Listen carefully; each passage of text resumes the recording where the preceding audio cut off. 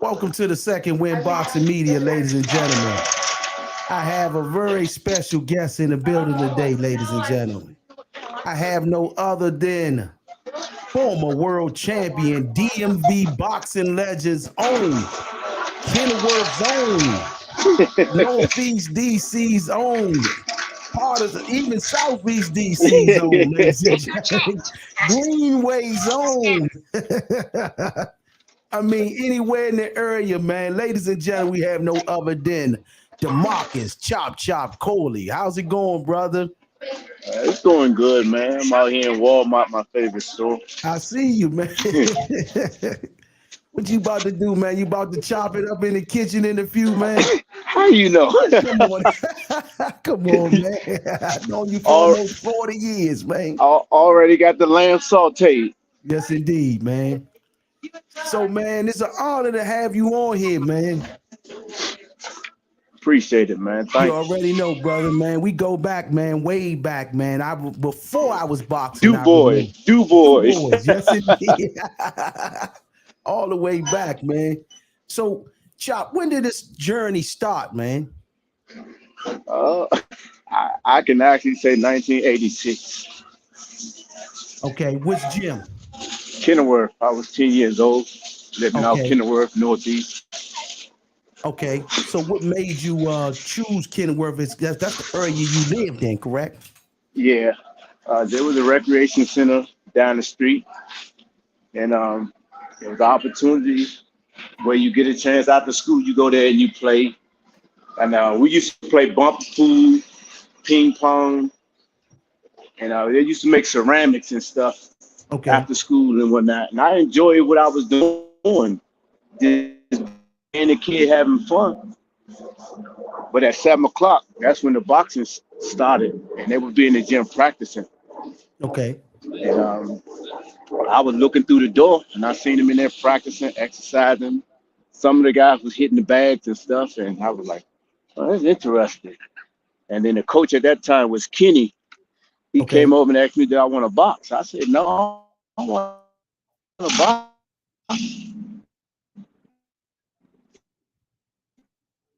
He said, well, you got to close the door.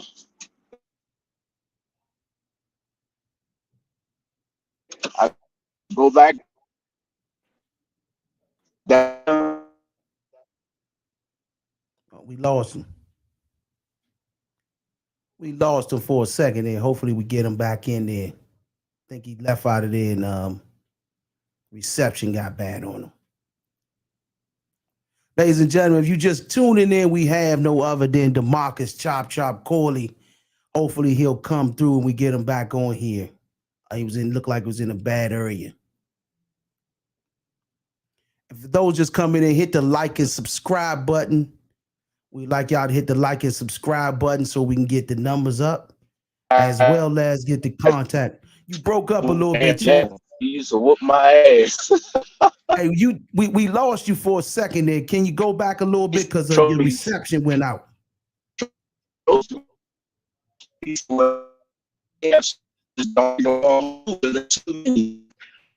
that was a Hey, champ, your service is bad. You went back out. We lost him again. The reception is bad with Chop.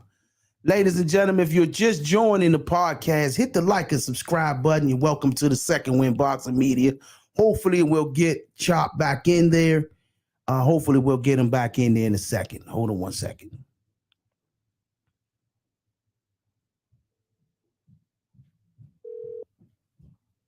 I don't know what happened. It's okay. Y'all can hear you. You live on here now. We're gonna come through here until you get to a destination with Wi-Fi.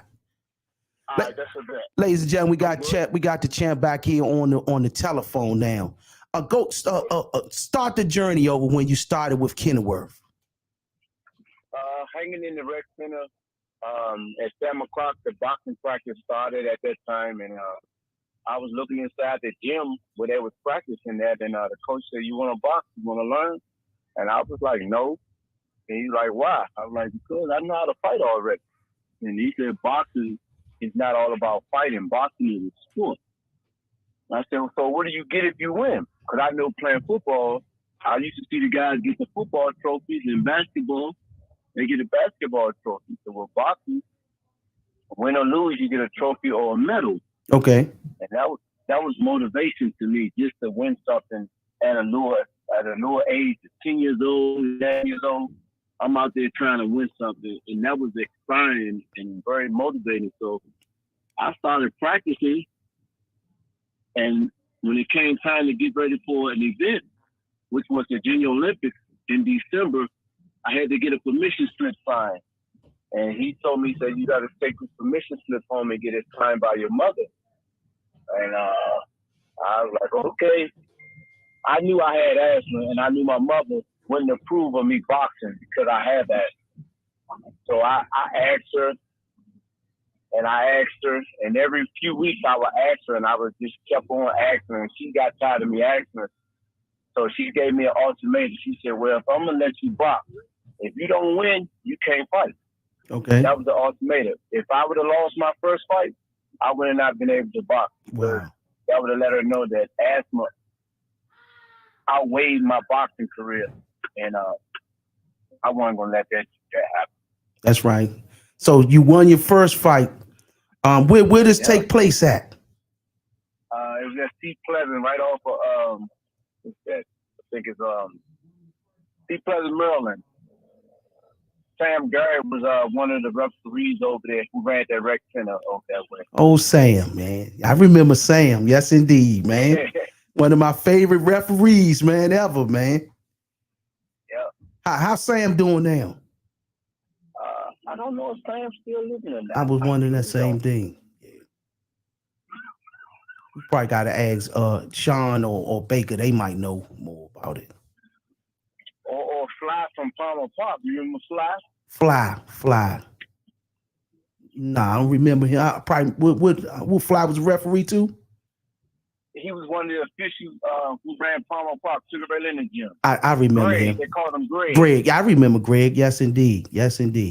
Damn right, I remember him as well. Oh man, you bringing up him and Claude. Claude, yeah, Claude. I've talked to Claude last year when Jamal Hinton passed away. I talked to him during that time.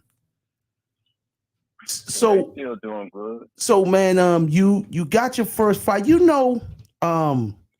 I talked to Lamont Pearson. He had a similar story, man, as yours about starting boxing, and it was gonna be hard, challenging to get, for the moms to let y'all do it. But your story was a little different. Yours was all you had to do was win. You got that done.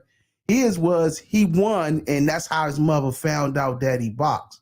And y'all from the same area, correct? Yeah, born and raised in Kenilworth. Yes, indeed, man. Some Titans came out of Kenilworth, like yourself, Keith Holmes. You had a whole lot of legends back in the days, man. Tony Fortune and Star Child. Y'all had some vicious warriors come from that area, man. Northeast DC had a lot of world champions too. Literally, I think y'all had the most world champions come from Northeast. You can't forget about Uptown. You can't forget about who? Uptown. Yeah, Uptown had a rack of jokers too. Yeah, they did. You right about that.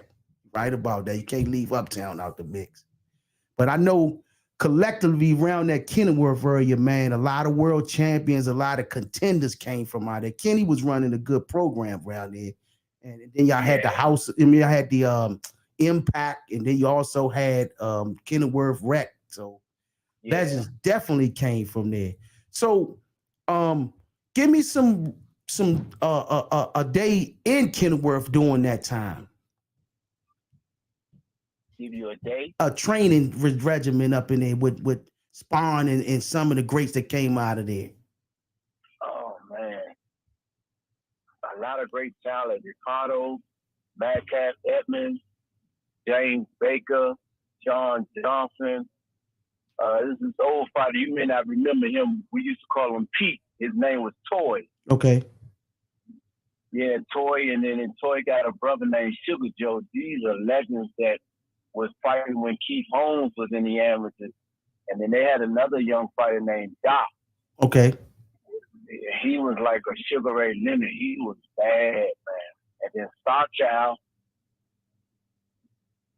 Wow. There was so much great talent in that area, but the streets caught a lot of guys, man. Yeah. Yeah, that was a big play going on, especially in the 80s and the 90s, where the streets got a hold of a lot of brothers, man, that was doing this. Yeah. I got somebody on the line, man. I'm gonna try to chime them in with you, man. Clarence Vincent is on the line, man. Oh, half dead. Yeah. Hold on, I'm gonna figure out how I'm gonna get it all together. Hold on. Here we go. What's up, champ? Hey, Clarence, you on the line, man, with Chop Chop. What's up, Chop? Let's do some dice.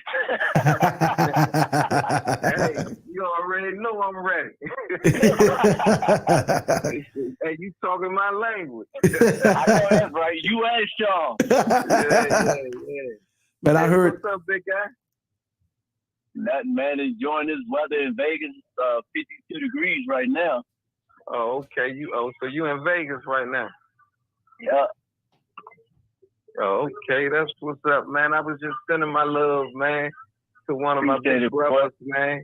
We were looking for you. We were looking for you at the fight.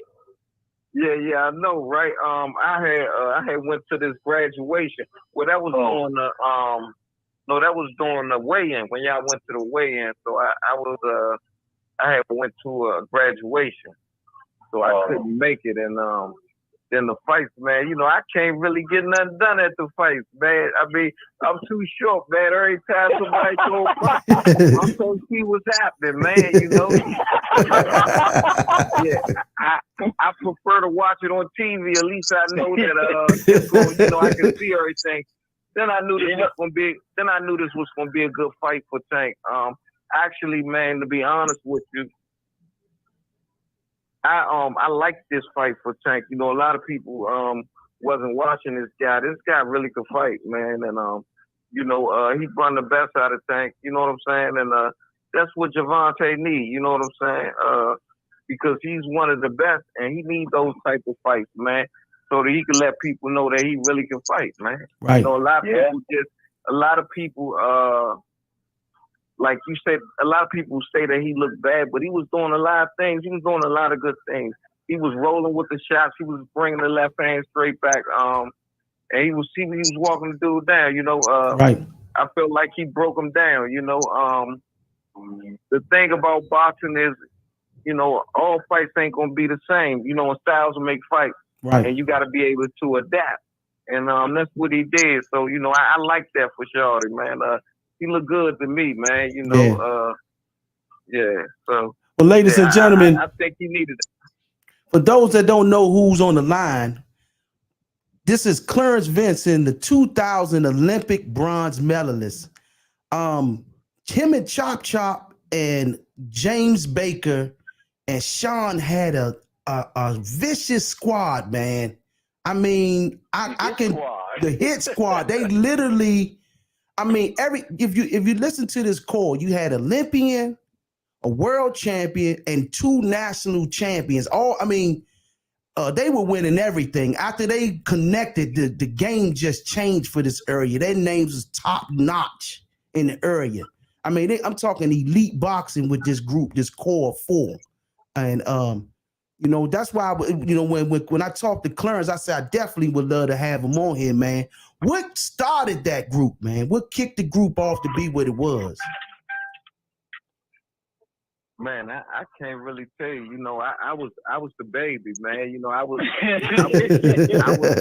coming along, man, and they treated me like a baby too, man. You know, like, but they brung me along right. You know, like I told you, like last time we was on, you know, I just had natural talent. But when I got with them, Sean Johnson kept getting me every day, taking me running, and Chop and Baker, man. You know, they love me like a little brother, man, you know, and we always had that brotherly love, man.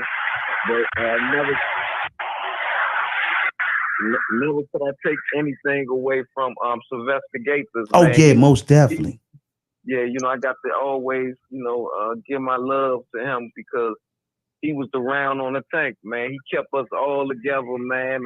He used to come pick us all up in the Cherokee Jeep, and we go to the arena. Man, we did it all, man. And we boxed. Look, the first time I ever boxed in a tie was with them, man. We put one foot in the tie, man, and we got it in, man. You know, and Chop, man, he always been a big brother. I had to get on here to, man, show my man some love, man. But I ain't gonna hog up his time, man. I just wanted to let him know that I love him, man. And I just wanted to let him know that I'm here, man, you know, and that I heard about him being on here, and I just wanted to show my love. I appreciate it, Adam. Now I hit you when I come in the city. Nah, nigga, bring some dice. Yes, indeed, ladies and gentlemen. Olympic bronze medalist Clarence Vincent was in the building. Appreciate it, brother. My man. All right, Rashid. Love you, brother. Love you too, brother. Peace, man. Right. Yes, indeed, man. That was an honor to have the brother on there, man. You know, y'all brotherhood was so strong, man. I had nothing but respect for it, man. And it was strong. It was too strong because when one fight, all four of us be fighting. Damn right. Damn right, Joe. Yes, indeed. We ain't play that. If one person fight, we all fight. That's right, man. That's real talk, man. So, man, now since we on that, man, how was that experience? We're gonna go all the way to 1996. Matter of fact, we're gonna go to 1995. The National Golden Gloves. Brother, you know, we really literally from the damn near the same neighborhood. And that same year was the year me and Hakeem, where I made it to the championship in the National Silver Gloves. Hakeem won it. So we in our hood just walking around with belts and all that in the hood. Remember that, Chop? Yeah. So, we man, were world champions at Demarcus. We was world champions. That's right. Yeah, we was, man. So how was that experience in being the 1995 National Golden Glove champion? It was a great experience, man. I felt it, and it just opened my eyes to my career elevating to the next level as becoming something that I wanted to become. And that was not just an amateur world champion, but a professional world champion. I looked at boxing different after 1992 when I lost to the fighter who fought Oscar in Barcelona. Okay. And that was I think it was Julian Jackson I think it was Julian Jackson. Okay. He fought him, and I watched that on Channel 4. I'm like, I lost to him in the Eastern Trials. And then he fighting Oscar. I'm like, I was that close. Wow. I took a break. I didn't fight from 93, 94. I took 2 years off from boxing. Yeah. And I came back in 1995, and my plan was to try to make 96 Olympics. Uh-huh. So I was on a hunt. Well, man, I remember, man, when you won that, man, it gave all of us motivation, man. Yeah, and I can remember when we was there in Tennessee, and everybody was trying the belts on. And they were like, Chop, you gonna try the belt on? I was like, man, I ain't putting that belt on. That belt don't belong to me. I said, when I put it on, I'm gonna win it. It's gonna be mine. That's right. And I didn't put that belt on until I got in the ring that night, and I won. Wow. So, man, after you won that Nationals, man, then 96, man, you made it to the trials, the Olympic trials, facing Fernando Vargas. I remember it like it was yesterday because I was watching it on 34th Street, right in my house, rooting for you. How was that experience, man, making it to the Olympic trials? It was a great experience, man. I loved it. I enjoyed it. Beating other fighters, man, just from other states, just being a part of that elite team, the Olympic trial team, and trying to make it there to Atlanta. I mean, it opened my eyes, but Colorado ain't nothing to play with. It's not at all. I've been there. I know. Woo. Yeah, that altitude is serious. Yeah. You ain't never lied, man. You never lied about that. And that's where the trials was in. It was in Colorado Springs, wasn't it? Yep. If you ain't there 2 weeks in advance, you hurting yourself. I still say you need more than 2 We weeks. might do. I would give a person 4 weeks to train out there Real so talk. their lungs can get adjusted. Real talk. I remember going out there, Chop, 94. I called my father, like, I'm ready to come home. I can't do this. I'm from the East Coast, man. We ain't used to this. Like, I'm ready to come home, man. So I could imagine fighting up there. I fought up there too. I fought, they had the JO elite box off. So it wasn't a good feeling. So I could imagine, you going 3 rounds. We was going 2 minutes. You was going 3 minutes. You going 3 minutes. We was going 2 minutes back then. So I can imagine what it was like for y'all. So Yep. are we gonna go all the way to the pros, right? I got my partner on here. He's gonna ask you a few questions. He's via in his car as well. So he's gonna ask you a few questions, man. You got it, C's. What's going on, Chop? How you doing? I'm good. I can't complain. About to chop it up in Chop Chop's kitchen. Hey, I'm talking about Chop Chop Kitchen too. Now turning pro in '96. What was the experience like working with being managed and mentored by a GOAT like Ray Leonard? Oh man, that was amazing. I mean, that was an eye opener for me, crossing over from an amateur boxer to becoming a professional boxer, and then Ray sending me to camp, letting me go to training camp with Pernell Whitaker. Right after I turned pro, after I'm thinking my 3rd pro fight, because they seen the talent that I had and how good I was as a young southpaw. I got the opportunity to spar with Pernell Whitaker early in my career, so it was just doors opening left and right. Did that feel like a cheat code back then? Having Ray and Pernell at the same time working with you. You say, was it a cheating code? Did that feel like a cheat code? Like, dang, man, I'm working with all-time legends, real GOATs. Like, you know what I mean? Man, it was amazing. If you want to call it a cheat, I think it was just not cheat. It was just the opportunity. Yeah, that's what I more mean. doors for me. Yeah, that's what I mean. Yeah, But working with Ray when Ray was getting ready for Hector Camacho when they fought.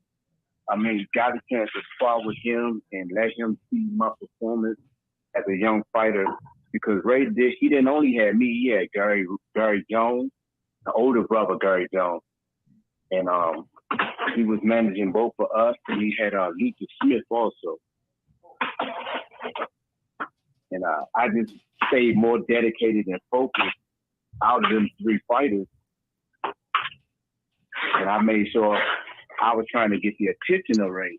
But Ray seen that young brother, Gary Russell, I ain't call him fast hands for nothing. He was too fast. Gary, too fast Jones. He had some fast hands. And Ray gravitated to Gary real good. And they were showing Gary more attention than they were showing me. But I just stayed humble and stayed focused. I'm going to keep grinding. I'm going to put the work in. And I made sure I put the work in, because at the end of the day, I was the stable who made the best of my career. and I want to go to the Felix Flores fight. What led to you taking that on 5 days? What made me take it on a 5-day notice? What led to it? What led to that? Just walk us through how that went about. We were promoted by Don King, and we were scheduled to fight on that undercard. But we wasn't scheduled to fight for the title. We were fighting someone else in the main event. That was the Johnny Tapia fight. He was the main event, and Flores was fighting Enir Julio on the co-main event. And Julio had to go get his eyes and medicals done, and his results came back that he had cataracts, and I think it was his left eye. So he had to have eye surgery, but the date and everything was already set. They had already advertised the fight and everything on Showtime. Mm-hmm. So Julio had to pull out, And Don Kingdom needed someone to replace him because of the TV fight. So Dana Jameson called my manager at that time, which was Kurt Cashwell, and they asked me why I was in the gym training. It was like 1 o'clock in the afternoon. And Kurt said, Chop, Dana want to speak to you on the phone. I never forget it. And I spoke to her. Hey, Dana. She said, hey, Chop, how you doing? I said, I'm good. She said, got a question for you. Would you be interested in fighting? I was like, yeah, I'm ready. She was like, well, the fight is this Saturday. It's for 12 rounds. I was like, oh, yeah, it's for 12 rounds? So I already knew it was for a title. Like, well, we found out Julio has cataract. He has to have eye surgery, and he's supposed to fight Felix Flores. You were fighting on the undercard of them. But Flores got to have surgery. We want to know, would you be willing to fight Felix? And whoever wins got to fight Julio. And remember, I beat Julio in 1999 for my first world title, the USDA title. And man, she said I got to fight him again, whoever wins. I had to think about it. I was like, oh my God, I got to fight myself again. That was my first 12-round fight. Julio, we went to war, but the Reyes gloves that the fighters was wearing back then, they ain't made like that no more. I was feeling his knuckles. So I was thinking about some punches I got to endure again. So after I won the title, I was the happiest day of my life, but I knew I had to fight him eventually. Yeah. So, yeah, how you feel when you won? How did that feel in that moment?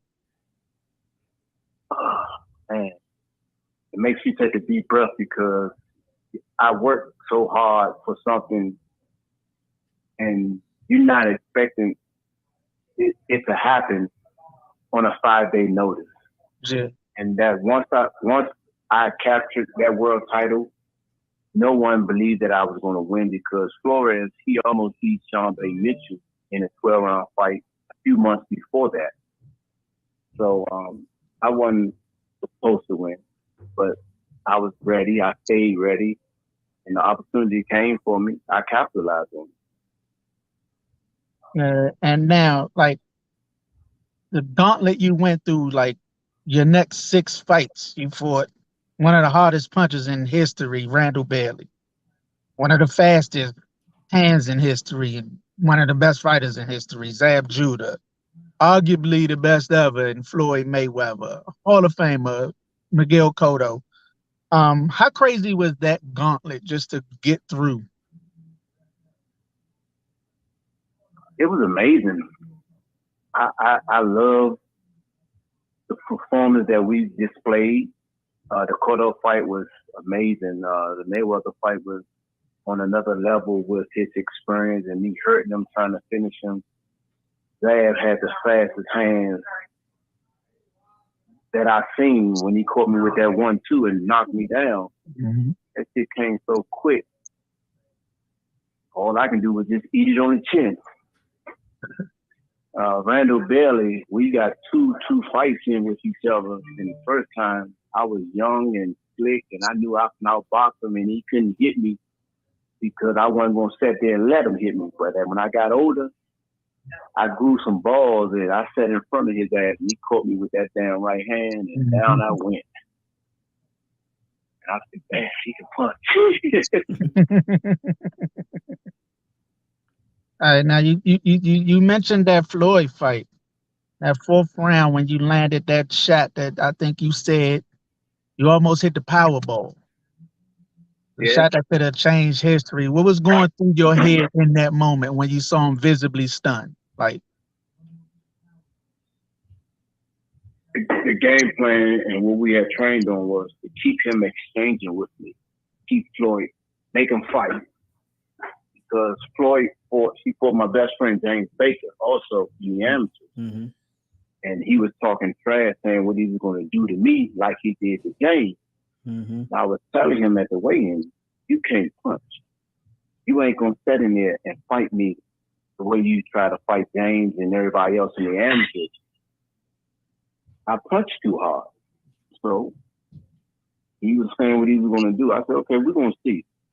When I caught him, he realized I heard him, and he was at that point where I better get out of here. One thing I can say, he's a very smart listening fighter, because his uncle told him the best thing he could ever tell him, box that motherfucker. Yeah. Don't go out there and bang with him no more. Box him. He listened, because the next round, he came out and he was boxing. He wasn't going to let me catch. He wasn't going to get in the shootout again. So you learned that lesson. Now, from somebody who shared the ring with everybody, what made Floyd stand out above the rest? Like, what made him be able to conquer everybody? It's ring IQ when it comes to boxing and fighting. If he thinks he can outfight you, he will try it and see if it works. But he already knows the art of boxing, which is boxing is hit and not get hit. And a lot of people don't understand that. They look at boxing, oh, I'm going to hit you, you hit me back, I'm going to hit you, you will hit me back. But the thing is, it's the hit, not get hit, and the judges want to see at the end of the day. They want to see you use the ring, move your head, throw punches, land punches, and try not to take punches. And you got 3 judges sitting around the ring watching that. And that's what the judges see when Floyd is in there fighting. Yeah, he was a master at it. He was master at that craft. Now, throughout your career, you fought everybody, everywhere, just about any weight class. You don't care. Is that something you consciously took pride in? Just, I'm fighting anybody. Who won it?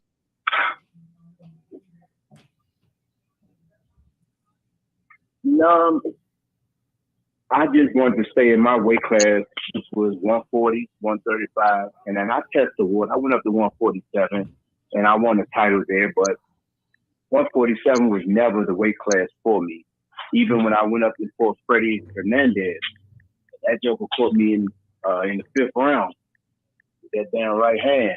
I could have got up, but I said, shit, I ain't supposed to be up here anyway. I'm going to set my ass right here and let him finish counting. That's okay. I'm going back down to 140 where I'm comfortable at. Oh, man. I feel you making a good old business decision in mid-fight. Why you ain't never get the rematch with Zab? I mean, that was a fight that I really wanted to see again. You know, that was a good fight. Why you ain't get that? We're going to go back to 2015 when Floyd fought Pacquiao. Me and Zab, we got history with each other. We got a beef that took place back in 2003, just before we had the fight. And it happened up in Philly where a fist fight broke out where they jumped me and Mimi from up 37. Me and Mimi was in Philadelphia at the Bernard Hopkins fight, and there was an after-fight press conference. And words was exchanged. I was champion at the time. And Zab was with his brothers and boys and everybody. And words was exchanged, and we was heated and talking. Zab sucker punched me. Fight broke out. Don King and them broke the fight up. Said, why y'all fighting not get paid? Why don't we make the fight? And we make some money. And that's how me and Zab's fight took place. He wanted a split decision. I wanted a rematch. He didn't give me no rematch. He moved up to welterweight and fought Corey Spinks. And I was like, I'm going to get him. Until the day I die, I'm going to get him. You ain't going to sucker punch me in my face and live about it. I'm going to get you back. So I let it ride for like, what, from 03 to 2015, that's 12 years. Yeah. I let it stay for 12 years until I got a chance. And we were in Mayweather gym, and we were helping Floyd get ready for Pacquiao. And Zab had a fight coming up in May also. And he asked me for some sparring because he was fighting a southpaw. And I mean, I was excited just to see we're going to get a chance to spar. And I didn't get a chance to do a rematch with you. I knew right then and there, I'm about to fuck you up. I mean, we friends and all, but Right. if you beat me in a fight, that's cool. But when you sucker punch me and there's a fist fight, it's personal. Right. So we supposed to spar 6 rounds. Zab gave me 2 rounds. And after the first round, everybody was in there in the ring like, Chop, what's up? I thought you and Zab was cool. Why you going so hard? I said, look, outside the ring, I'm cool. But in the ring I'm working, it's about that business. I ain't in here to play with you. So after sparring was over with, he only gave me 2 rounds. Everybody was talking about the sparring. Even Floyd was trying to get to the gym to see the sparring. Mm. So when he got to the gym, we was finished sparring. So I talked to him in the locker room. He said, yeah, I heard what happened, man. I said, man, I just want to do the rematch. Can you give us a shout on your undercard or promote a fight for us? He said, tell Zab to come talk to me. I'll do the rematch. I'll put it on Showtime. I told Zab what Floyd said. Zab said, nah, I don't want to do no rematch. I said, look, that's the way we can make some money. We got somebody that's willing to promote the fight. Let's do it. He's like, nah, I don't want to do no rematch. So I felt some type of way now. Mm. So I told him to his face, I said, I'm going to put it on social media. After sparring, I got out on you. You scared to give me a rematch. And he told me, he said, I wouldn't do that. That's dangerous. Mm. Dangerous? What's dangerous about me going on social media saying that you scared to give me a rematch and I got out on you?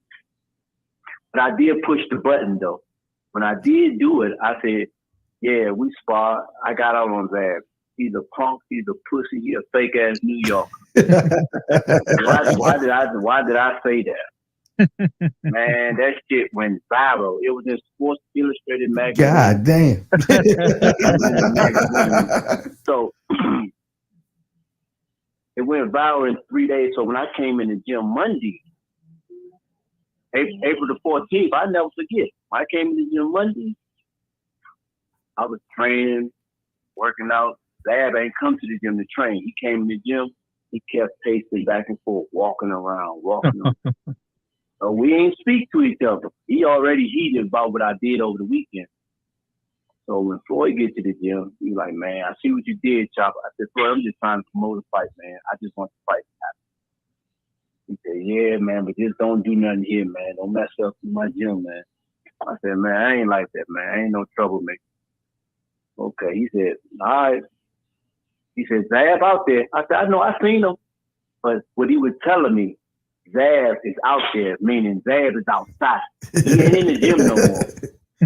But see, when I seen him, Zab was in the gym where I was working out, shadow boxing, hitting the bag. Zab just walking around the gym. I go in there and change up. Zab leave the gym. Zab outside waiting for me.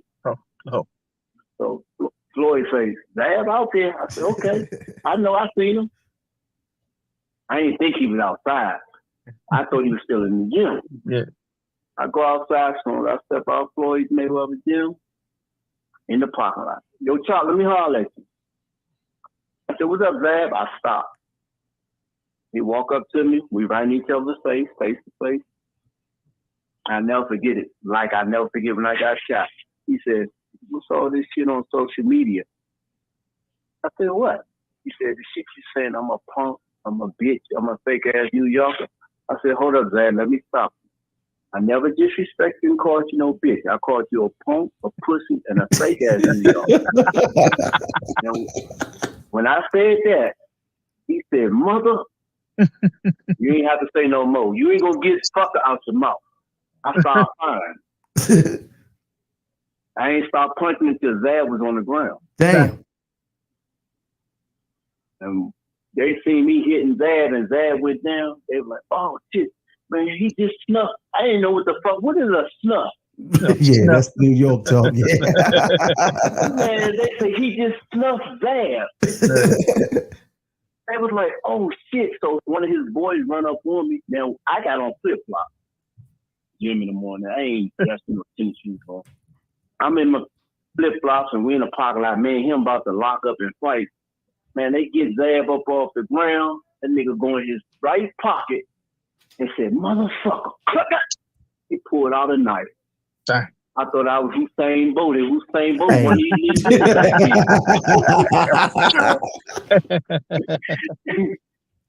Yeah. Man, I was running and sliding. He was chasing me around the cars with the knife, and I was running and sliding, trying to get away from him so he wouldn't stab me. Yeah. And I just took flight, and I started running.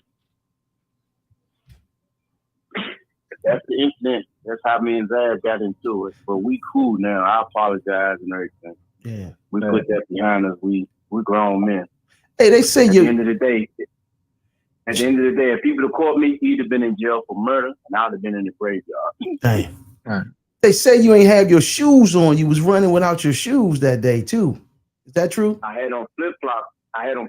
And when he was chasing me, the flip flops was sliding. I was turning corners, so I kicked them off. Yeah. I run faster barefooted. Right. When I started running on that asphalt, when I got finished running, my feet had no skin. That's what I heard. I burned all the skin off my feet, man. God damn. There's some pictures on my Facebook page, go way back to 2015. They were like, "Man, what happened to your skin? It set you on fire?" Damn. My feet had no skin. That Las Vegas heat hit that asphalt, I'm sure. God damn, that was vicious. It felt like 100 degrees out there too.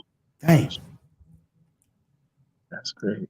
Damn. So, on to something else. What got you into cooking?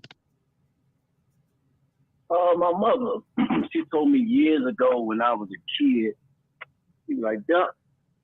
A lot of people don't know that's my nickname, Duck, because I was very short and bowleg. She said, "I'm gonna show you how to cook, just in case you don't have a woman." I said, "Mom, I'm gonna have a woman. I'm gonna have a wife. I'm gonna have kids and all that." She said, "Yeah, but she might not be able to cook like you, so her food may not be as good as yours." I said, "Okay." She said, "I'm gonna show you how to do everything a woman can do."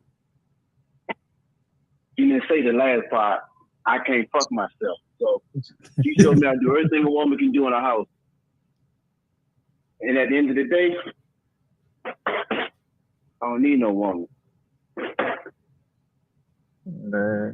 So I got it. She taught me how to cook and clean, and I was like, "Okay, just in case I ain't got no woman, I can do all this myself." And I just fell in love with it because it relaxes me. I'm at peace when I'm in the kitchen. Yeah. Nobody bothering me, and I ain't bothering nobody.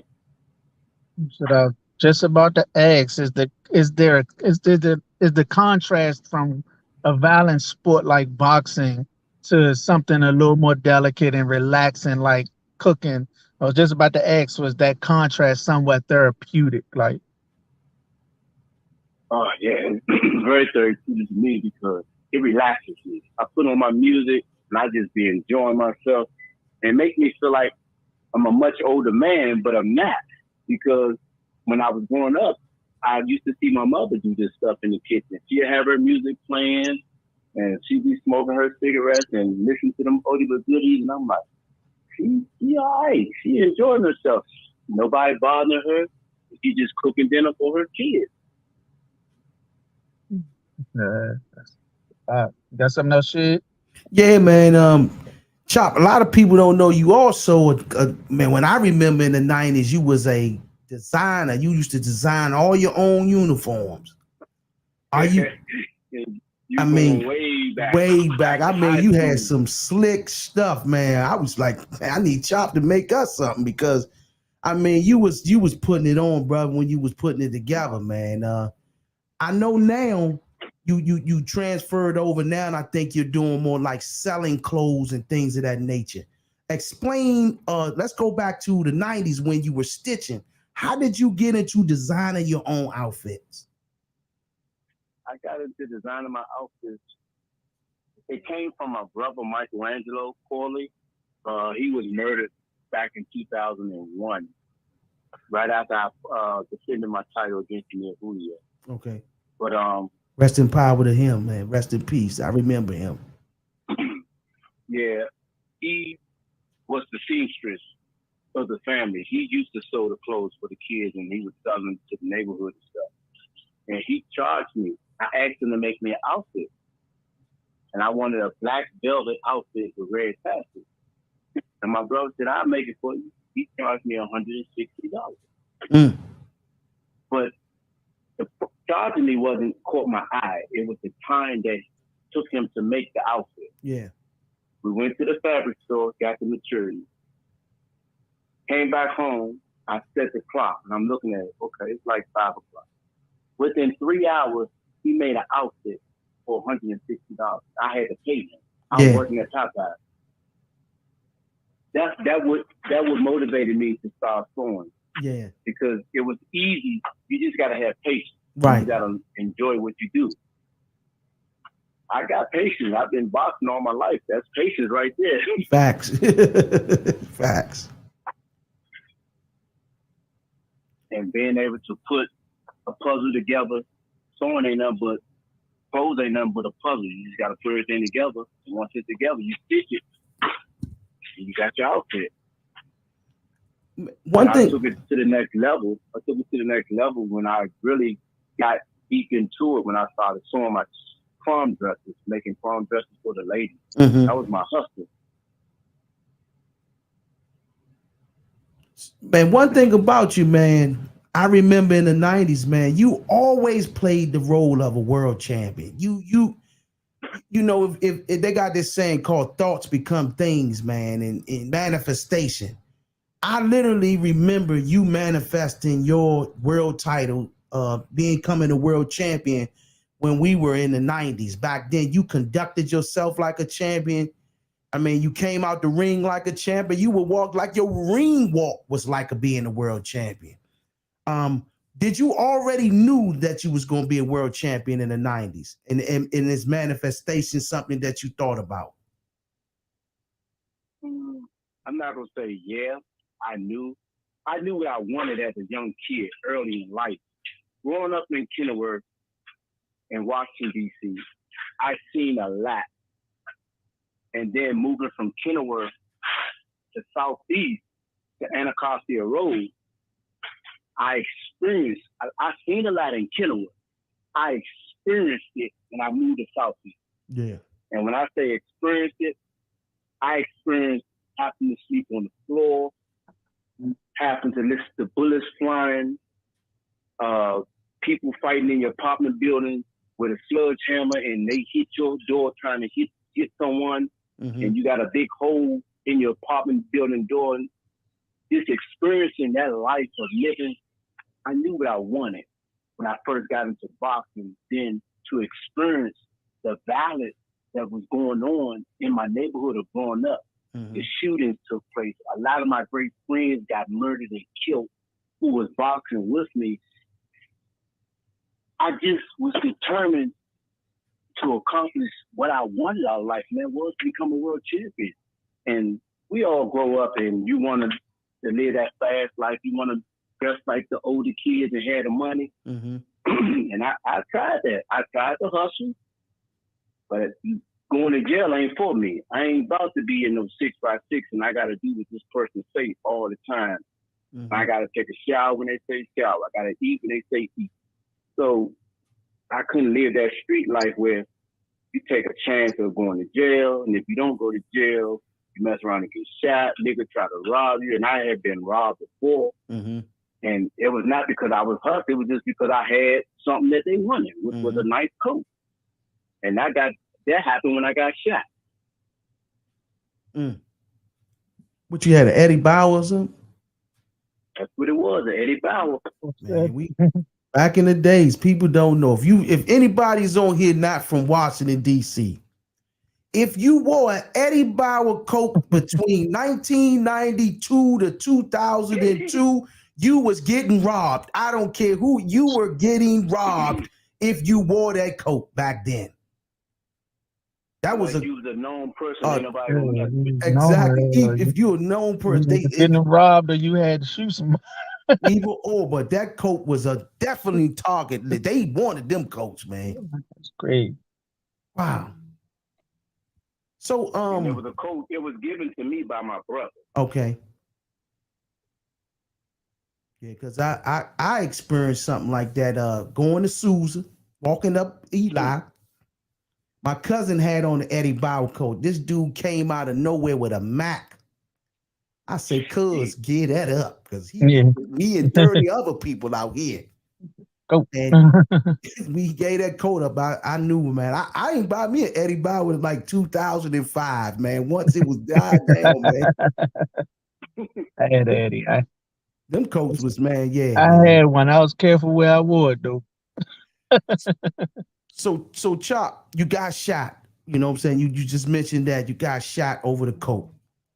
What was going through your head doing that? Was your boxing? Was you thinking about boxing after you know what was going through your head? The most thing that went through my head when I got shot was I got a chance to tell my premonition dream before it happened. So I go to the gym Wednesday. I have the dream Tuesday night, November 26th.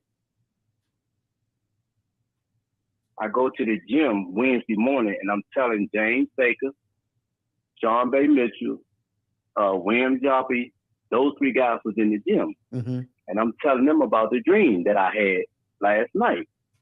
And they were like, man, that's a crazy nightmare dream, man. I hope that don't come true. Wednesday night, my dream come true. Mm-hmm. I picked my first son up from daycare up there off of 37th place, take him back down the street, and I go in the house, drop him off, I come back out. I'm about to go back around the way out Kenilworth. I want to go shoot some dice. I go get in the car, I had a Grand Marquis. Two guys run up on me from off the side of the townhouse by Discount Mall. Give me your coat. And they just start shooting through the windshield of the car. Damn. All I could do is duck down. I couldn't start the car because I didn't know which pocket the keys was in. Everybody got like 10 pockets. Yeah. I opened the door and just jumped out and started running. And thank God I got hit in my back and in my left leg. And they didn't want to do the surgery, but at that time I was managed by Sugar Ray Leonard, so I called California and had him to speak to the doctors that I had to sign a waiver for them to do the surgery. Because all I knew was, if you don't get these bullets out of me, I ain't gonna never be able to fight again. Mm-hmm. And I would never become world champion. That's all I was thinking about. Mm. Bullets stay in me, my career is over. Mm. Damn. I got hit on my spine, and they didn't want to do the surgery because if they moved the bullet, I could have been paralyzed. But Right. we had to do a waiver signing. And everything worked out for the best. God took care of me because I was back in the ring fighting within 4 months. Did that make you take boxing much more serious after that happened? No, I ain't. No. Okay. No, not more serious. Or appreciate it more. That's what I meant to say. Appreciate the sport. I mean, because I see the reason for the surgery was because you're boxing, you was thinking about boxing as well. So that shows how dedicated you was to it, man. And would you say boxing saved lives? Yes. 100%. And why would save a life and it can change a life. right? After that, man, when you did, where did you go? Where did you go at after that happened? Did you go straight to Cali or you stayed in DC? Nah, that was 1997 Okay. when I got shot. Okay. I stayed in DC. You stayed in DC. Okay.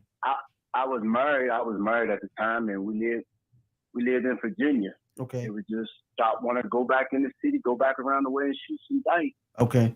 When I either just stayed in the house with my sons when I dropped them off, or went home with my wife. Yeah. So, man,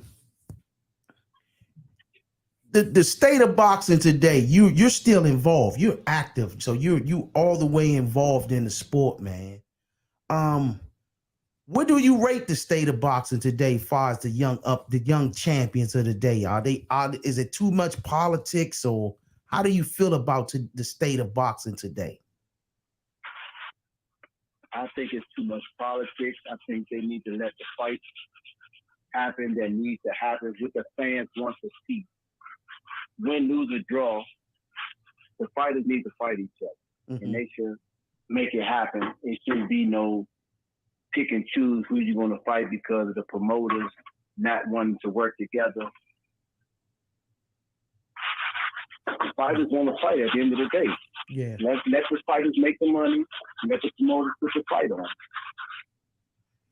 So, I know you got you got a goal that's coming up. How many more fights you say you got left before you close it all the way out, or is it you want one more world title first? Nah, I ain't gonna chase the world title. Them young guys ain't gonna get in there. Yeah. Take a risk with me. We're gonna do 3 more fights. We're gonna top out at 90 professional fights. Okay. Any plans coming back home? Oh yeah. We plan to do 1 in Vegas, 1 in DC, and 1 in Atlantic City. And most likely DC gonna be the last fight for me. Okay. That's gonna be my home one right there, my last one at home. Okay. Yeah, man. I can't wait to that, man. I'll definitely be there. I was looking forward to seeing you in November, man. Stuff out of our hands happened. But I was looking forward to seeing you in November, you and Anthony, man. I was looking forward to seeing both of y'all on that. That was a downer for all of us. So I'm talking with Atlantic City Hall of Fame up there, so we're gonna do one up there probably in September when they do the Hall of Fame event. Okay. This year. Okay. Any advice you have for this? We're gonna close it out in a few, man. For those that's listening, please hit the like and subscribe button. We bring all the great legends on here, man, every week, man. We got a few coming down the road. On Thursday we have Sean Bay Mitchell, and we also have Julian Jack. Yeah, little big man. Yes, indeed, man. We also have Julian Jackson, legend, be on here in a few weeks. So please hit the like and subscribe button, man. You can hear these stories. And if you know any boxers, future boxers, please have them come on this channel so they can learn from the legends and have an idea of what this business is about and what this sport is about. But on this note, champ, we're going to close it, man. Any advice for the future of boxing, for future champions? For the young fighters, continue to brand themselves, market themselves. Because at the end of the day, the promoters ain't going to market you the way they want you to be marketable. Because at the end of the day, you may be too high risk of a market person like Floyd Mayweather. He marketed himself very well. Why? He's the highest paid athlete right now in boxing. Mm-hmm. It's all about marketing yourself and making the right connections and building a team. You got a great team that's doing the right thing for you. The sky's the limit. Yes, indeed, man. You heard it there, man. This brother been on every level of boxing, from the small kid all the way up to the world title. So you could not get or receive greater advice than what you just heard.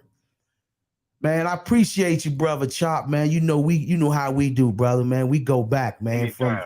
Go way back, man. So, man, we got panels coming down the road, man. I would love for you to be on here.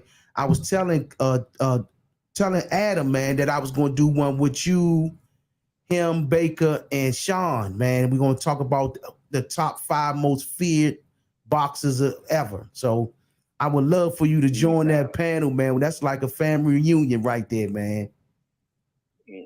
Let me know when, and I'll let Lil Mo know that that I talked to you. Please do, man. Yes, indeed, man. Tell Mo I said what's up, man. I appreciate that, brother, man. Ladies and gentlemen, former world champion, Washington, D.C.'s own Demarcus Chop Corley. Ladies and gentlemen, the second win boxing media. Peace.